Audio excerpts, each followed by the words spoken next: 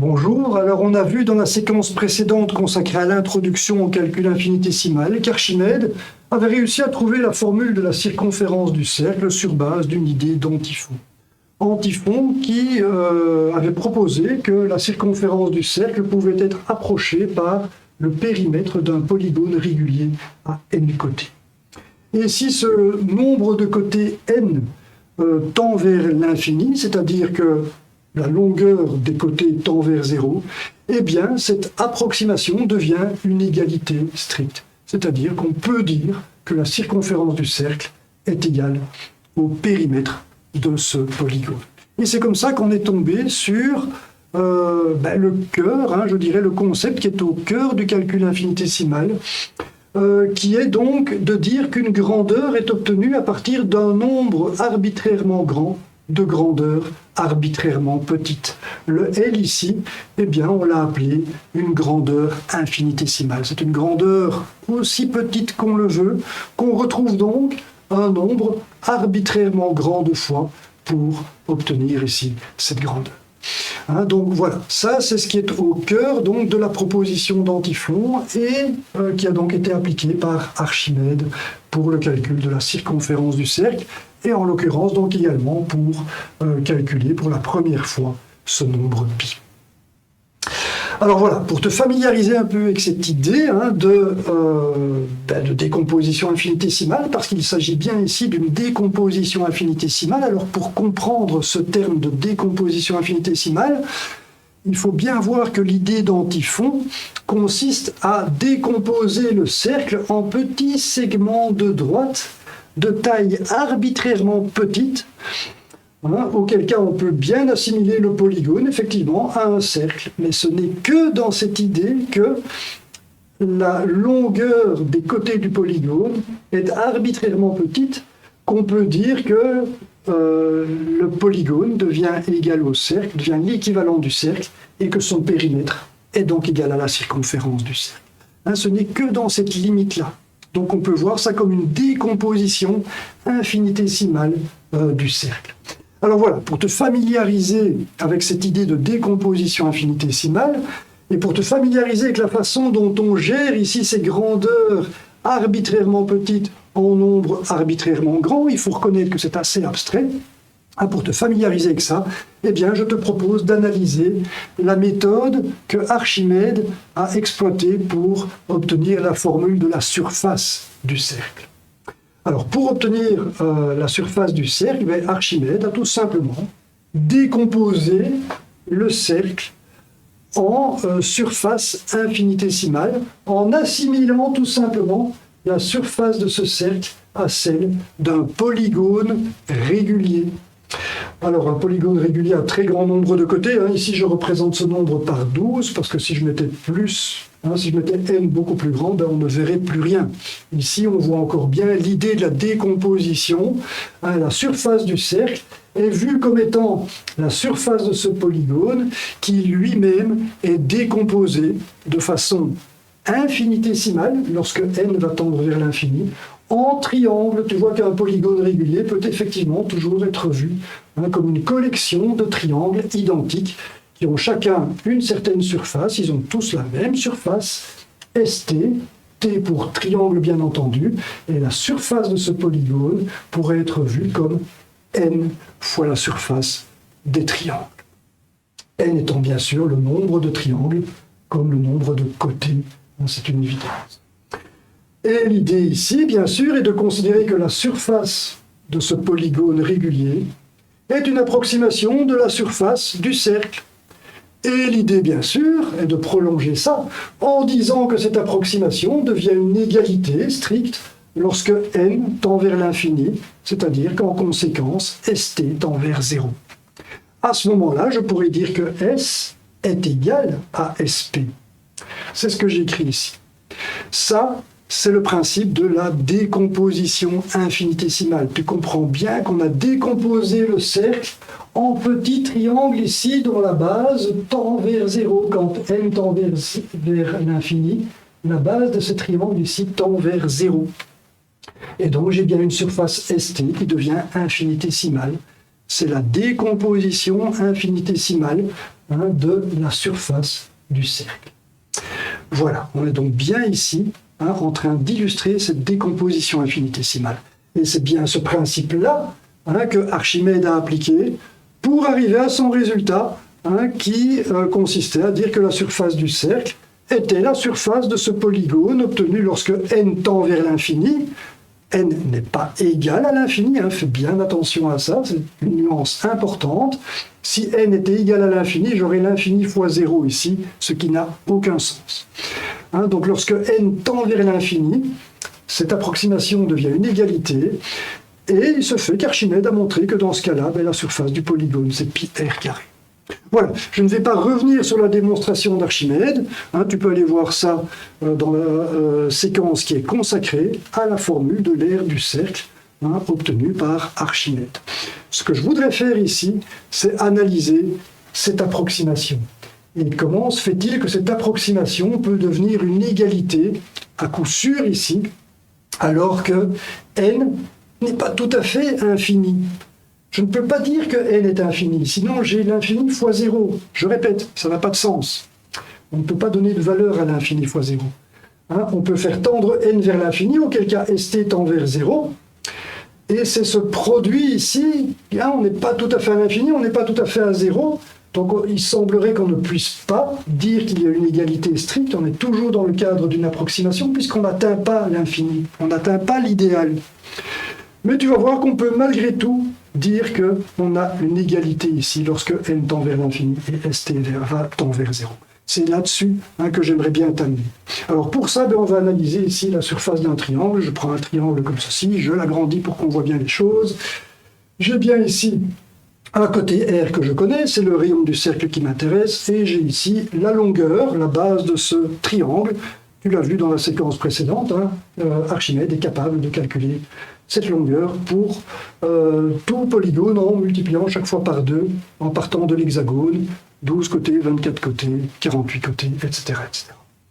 Donc ça, il connaissait, et il connaît, il peut donc calculer facilement la surface de ces triangles. Et il avait donc accès, effectivement, à la surface du polygone, puisqu'il suffit de dire que le polygone contient n triangles. Voilà, ça c'est l'idée. Mais je répète, j'aimerais bien venir sur cette approximation. On est d'accord que ceci n'est qu'une approximation de la surface du cercle. Ça veut dire qu'on fait une erreur. Et l'erreur, elle est évidente. On voit bien que si je voulais calculer la surface du cercle, je devrais tenir compte de l'aire, je vais montrer avec une loupe ici, de l'aire qui est comprise ici entre l'arc de cercle, du cercle lui-même, et le segment de droite que constitue la base de ce triangle. Cette aire, je peux l'indiquer ici. En réalité, si je voulais l'aire du cercle exactement, c'est cette surface-là, une surface qui ressemble à un quartier de tarte. C'est pour ça que je vais l'appeler SQ, Q pour quartier de tarte. Et bien sûr, l'aire du cercle est donnée par n fois la surface de ce quartier de tarte, puisque j'ai bien n quartier de tarte dans ce cercle. Voilà. Cette surface SQ ici, elle est forcément égale à la surface du triangle, plus la petite surface comprise entre l'arc de cercle et la base de ce triangle. C'est la surface que je vais appeler epsilon ici. Epsilon, pourquoi ? Parce que c'est une lettre grecque qui est souvent utilisée pour désigner une petite grandeur. C'est aussi une lettre qui est souvent utilisée pour désigner une erreur. Effectivement, cet epsilon symbolise l'erreur que je fais en calculant la surface du cercle à partir de la surface de ce polygone, c'est-à-dire à partir de la surface du triangle plutôt que la surface du quartier de tarte. C'est bien l'erreur que je fais. Je peux dire que la surface du quartier de tarte, c'est la surface du triangle plus cette petite surface epsilon. Je vais l'écrire ici. Je vais dire que SQ, c'est ST plus epsilon. N fois ST, je vais distribuer le N ici sur le ST et sur le epsilon. J'aurai N ST plus N epsilon. Je reconnais bien sûr ici l'aire du polygone, N fois l'aire des triangles qui composent le polygone. J'ai donc bien ici SP. Je peux dire que S est égal à SP plus ici N epsilon. Et N epsilon traduit mathématiquement l'erreur que je fais en faisant cette approximation. Tant que n ne tend pas vers l'infini, ceci est une approximation. Je peux dire que la surface du polygone est une approximation de la surface du cercle. En disant ça, je fais une erreur. N epsilon ici traduit l'erreur que je fais. C'est l'amplitude de l'erreur que je fais en faisant cette approximation. Eh bien, on va analyser cette erreur. Et elle a une tête surprenante, cette erreur. Tu es d'accord que je peux dire que l'erreur vaut n fois epsilon. Epsilon, c'est une grandeur qui est petite, certainement, mais il ne faut pas oublier que le résultat ici n'est valable que pour n tendant vers l'infini. Et quand n vaut l'infini, eh bien, je sais que epsilon va diminuer, ça c'est sûr. Je sais bien que si n augmente, la longueur des côtés ici diminue, et j'aurai bien du mal à voir la différence entre l'arc de cercle et le segment de droite. Donc c'est vrai que je peux, sans trop de problème, dire que epsilon tend vers 0 lorsque n tend vers l'infini. Mais ça ne me sort pas d'affaire, parce que si je tiens ça en compte, je vois bien que j'ai l'infini fois une grandeur qui est petite, oui d'accord, mais qui est là, qui est petite, mais qui est là. Et l'infini fois quelque chose, eh bien c'est l'infini. Je suis donc devant un problème d'interprétation à nouveau ici. Est-ce que je peux garantir que cette erreur sera petite ? La question doit visiblement être posée pour valider ce résultat. Est-ce que quand n tend vers l'infini, je peux bien dire que S est égal à SP, alors que la différence entre les deux, c'est n epsilon qui semble être un nombre qui tend vers l'infini. Il est clair qu'il faut valider ça pour valider ici l'approche d'Archimède. Alors voilà, on va le faire, tu vas voir. Pour résoudre ce problème, je vais tout simplement te proposer une démarche ici qui est assez classique, qui est typique de ce qu'on fait en calcul infinitésimal, c'est comparer la petite surface epsilon à la surface du carré de côté L, ici. Alors ce carré de côté L, tu es d'accord que c'est L carré, et on voit bien que epsilon est plus petit que L carré. Il ne faut pas faire de grandes démonstrations mathématiques pour ça. On voit bien que dans tous les cas, epsilon est plus petit que L carré. Et donc, n epsilon est plus petit que n L carré, forcément. Et si on regarde ce qu'il y a dans L, L, c'est toujours la même chose, ce sera donné par le périmètre divisé par n, ce que j'écris donc ici. C'est P sur n, et donc ici j'ai bien P carré sur n carré. Et je vois donc bien que le n ici va se simplifier partiellement avec le carré qui est là, voilà. J'ai donc bien P carré sur n. Voilà, et bien sûr, quand n tend vers l'infini, ceci va tendre vers 0. Je vois donc que l'erreur que je commets ici, elle a beau être écrite comme n fois epsilon avec n tendant vers l'infini, je vois qu'elle tendra vers 0 lorsque n tend vers l'infini. Et je suis donc bien sorti d'affaire.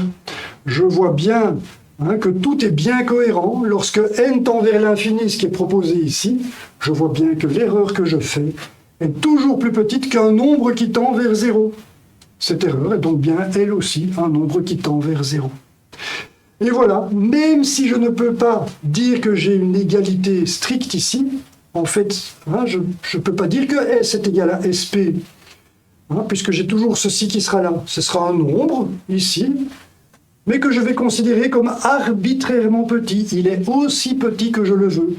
Alors en réalité, ce que j'ai démontré ici, c'est que SP tend vers S, au même titre que n tend vers l'infini et que epsilon tend vers 0, je peux dire que SP tend vers S. Mais puisqu'on tend vers 0 ici, avec le nombre n epsilon, on va considérer qu'on peut oublier cette erreur. Et cette flèche ici, SP tend vers S, on va la remplacer par l'égalité qui est proposée ici. On va dire que S est égal à SP parce que l'erreur qu'on fait tend vers 0 lorsque n tend vers l'infini. Voilà, c'est assez subtil tout ça, mais c'est très classique du calcul infinitésimal. Et on voit donc comme ça que l'approche proposée par Archimède tient bien la route. Ce résultat-là est bien l'aire du cercle et il a été obtenu par le principe de décomposition infinitésimale. On voit bien que Antiphon et Archimède ont véritablement eu un coup de génie lorsqu'ils ont proposé cette méthode et Archimède pour l'avoir bien sûr appliquée. Voilà, on voit donc bien que ça tient la route, on fait des erreurs en appliquant cette idée de calcul infinitésimal, mais l'erreur, on va tout simplement dire qu'elle est nulle. Elle est nulle alors qu'elle ne l'est pas vraiment. Je répète, ça tend vers, le n tend vers l'infini, l'erreur tend donc vers 0, mais n'est pas strictement nulle. Mais puisque ce nombre est arbitrairement petit, on va systématiquement le négliger et dire que S est égal à SP, comme ça a été proposé par Archimède. Voilà, ça, c'est vraiment les principes de base du calcul infinitésimal. Et maintenant, pour te familiariser avec ça, voilà, avec cette idée donc proposée par Antiphon et Archimède, cette idée de décomposition infinitésimale, eh bien, je te propose de calculer l'aire du triangle en jouant ici un petit jeu qui va consister à dire qu'on ne connaît pas la formule de l'aire du triangle. Tu vois que le triangle ici il est isocèle et rectangle. Donc voilà, son aire est évidente. On sait bien que ce sera base fois hauteur sur 2, ce sera L carré demi. Mais on va supposer qu'on ne connaît pas cette formule et que on peut calculer S ici, mais uniquement en utilisant une formule de base qu'on connaît, c'est celle de la surface du rectangle. Sur base de la connaissance de la surface du rectangle, je te propose de calculer la surface de ce triangle. C'est très artificiel comme petit jeu, mais tu vas voir que ça va te permettre de te familiariser avec cette idée de décomposition infinitésimale pour le calcul d'une grandeur, ici en l'occurrence, de nouveau, le calcul d'une surface. Voilà ce que je te propose. Alors, si je ne connais pas la surface du triangle, mais que je connais la surface du rectangle, eh bien, je vais décomposer forcément ce triangle en rectangle. Je vais prendre grand N rectangle, ils auront une largeur égale, voilà, tous, c'est-à-dire que L, leur largeur ici, sera donnée par grand L sur N. C'est évident. Et puisqu'ici, j'aurai donc bien N petites marges d'escalier, puisque ce sont des rectangles qui vont me permettre de calculer cette surface, j'ai bien ici des marges d'escalier en nombre N. La longueur L ici va donc bien être divisée par N pour avoir la hauteur d'une marge d'escalier, c'est-à-dire que j'ai bien L comme hauteur ici, tout comme j'ai L comme largeur là.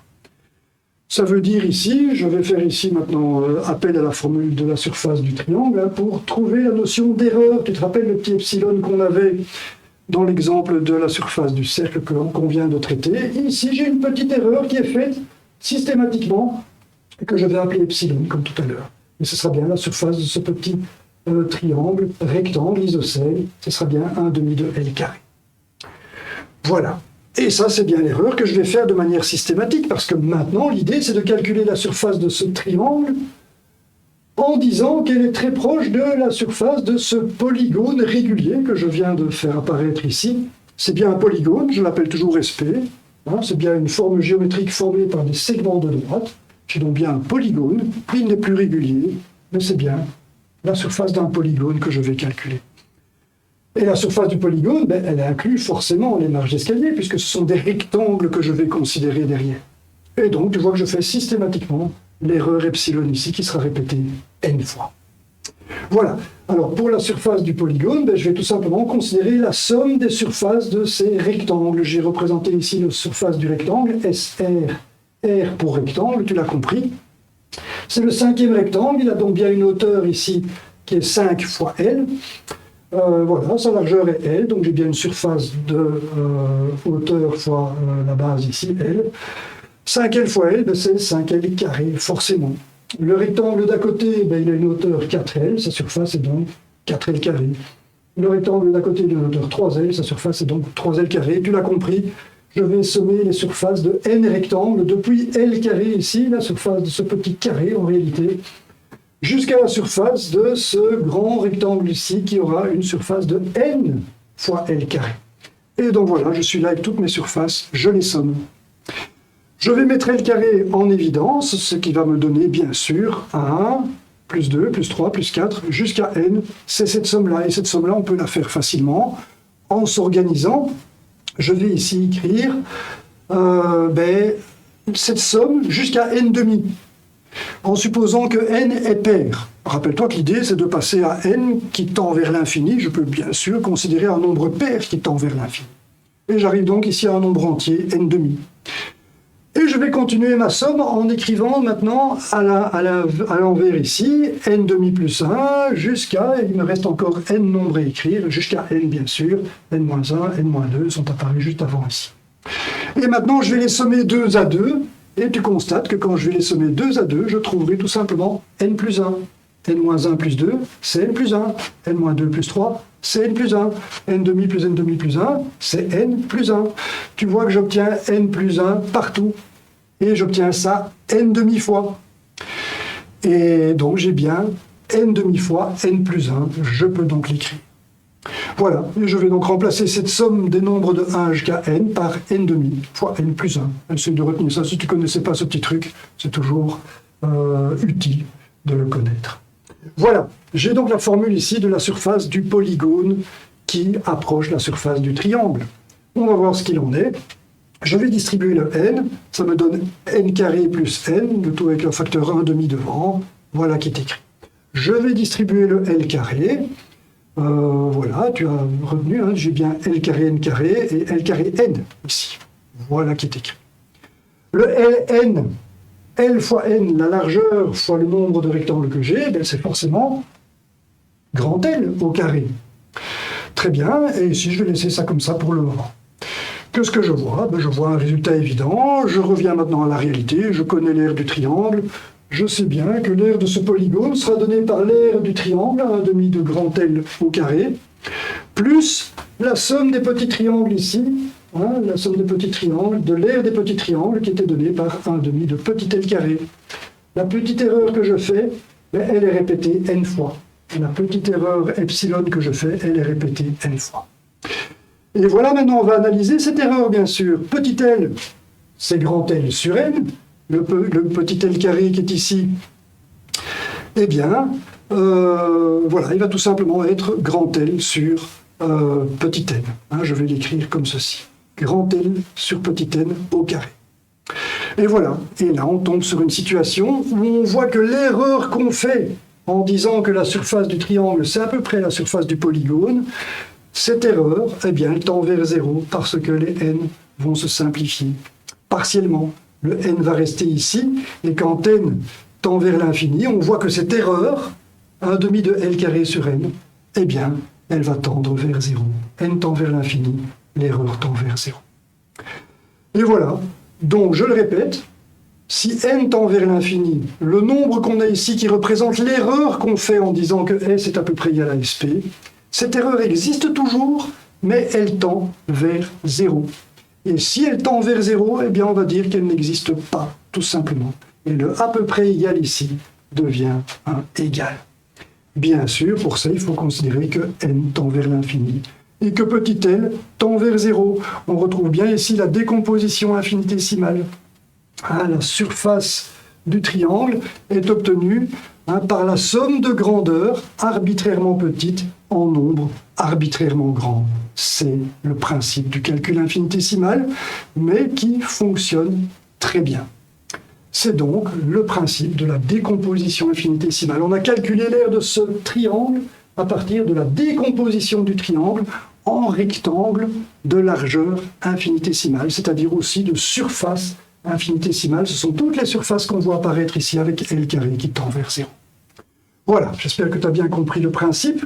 Cette décomposition infinitésimale est une méthode extrêmement précieuse pour calculer des choses, notamment dans le domaine de la géométrie. Je vais pouvoir calculer avec toi la surface de la sphère, par exemple, grâce à cette technique qu'on vient de voir.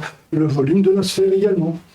On va pouvoir calculer la surface et le volume d'un cône. On peut calculer aussi le centre de gravité d'un cône. Tout ça, on le fera dans des séquences sur Clipedia. On va pouvoir calculer la masse d'un objet dont la masse volumique varie en fonction de la position dans l'objet. Tu verras qu'on est capable de faire ça grâce à la décomposition infinitésimale. On peut également calculer le champ électrique d'un objet qui n'est pas évident, qui est une tige ici, uniformément chargée avec une charge électrique grand Q. Voilà, on va pouvoir appliquer comme ça le principe de décomposition infinitésimale à une multitude de problèmes qui, en pratique, sont très utiles à résoudre. Voilà, et tout ça te demandera, c'est là que les choses vont se corser, la maîtrise de la notion de dérivée et d'intégrale. Donc voilà, la prochaine séquence va te permettre de montrer ça, que le principe de la décomposition infinitésimale nécessite le calcul d'intégrale et donc la maîtrise de la notion de dérivée. Voilà, je te remercie pour ton attention. C'est ici que cette séquence se termine. Je te donne rendez-vous pour ces séquences sur tous ces exemples d'application de la méthode de décomposition infinitésimale. Merci pour ton attention.